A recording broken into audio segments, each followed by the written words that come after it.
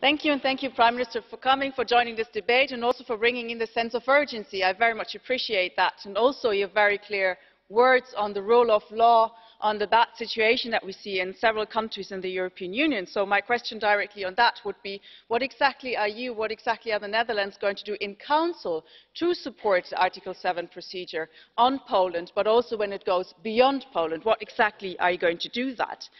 And I really appreciated your words as well about how the unity works and how we all depend on each other, because I think this is really true. We depend on each other. If we work together well, then we can all benefit from that. But if we're working apart, then we will all lose out. And you mentioned climate change as the obvious example for that, and I very much agree with that, and I can only applaud to your proposal that you've made on further reducing the CO2 emissions to 55% in the European Union. This is a really good way forward, because climate change is a threat to humanity, and we need to act. We need to get our acts together, and we have to move first, because if we don't, no one else will do so.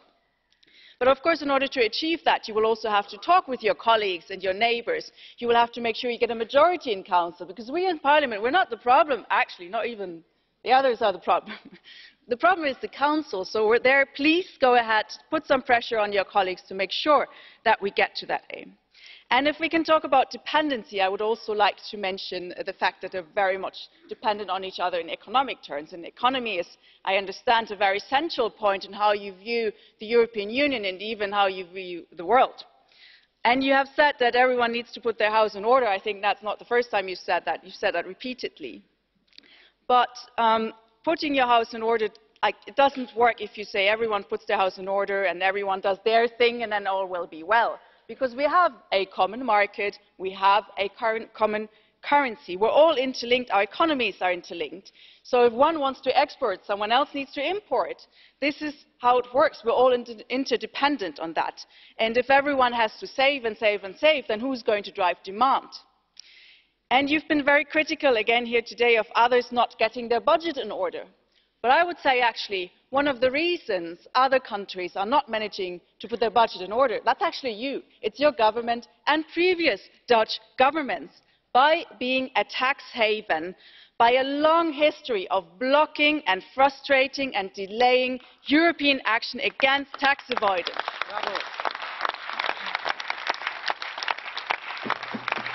And with that, you're taking away other countries' income. Tax dodging by companies leads to costs of 15 to 17 billion a year in the European Union. That's money missing from our taxpayers. And you have just agreed in the Netherlands to please, apparently, multinationals like Unilever and Shell to give a tax break to companies that will cost the Dutch taxpayers 1.6 billion a year.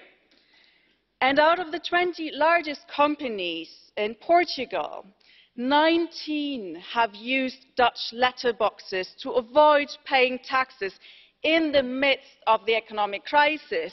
So while Portugal was attacked for not saving enough, well, in Portugal there were severe austerity measures. Actually, it was your country that helped companies avoiding to pay the taxes that would have helped Portugal.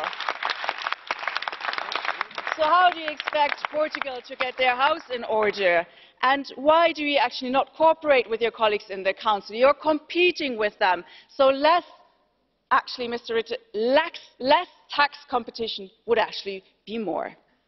And promoting the single market might sound very pro-European in the context that we're all getting used to, but actually just sticking to free trade, deregulation, liberalisation, that's the recipe of status quo. We need to be getting to a social Europe. We need to not forget that the European Union is not just a market, it's a place where people live, work, experience inequalities, have really social insecurities. That's where we need to get. We need to go to a social union, because if we're not having more social union, if we're not having more solidarity in the European Union, then we're not getting anywhere, and the European Union will be more social, we will have more solidarity, or it will have difficulties being. Thank you.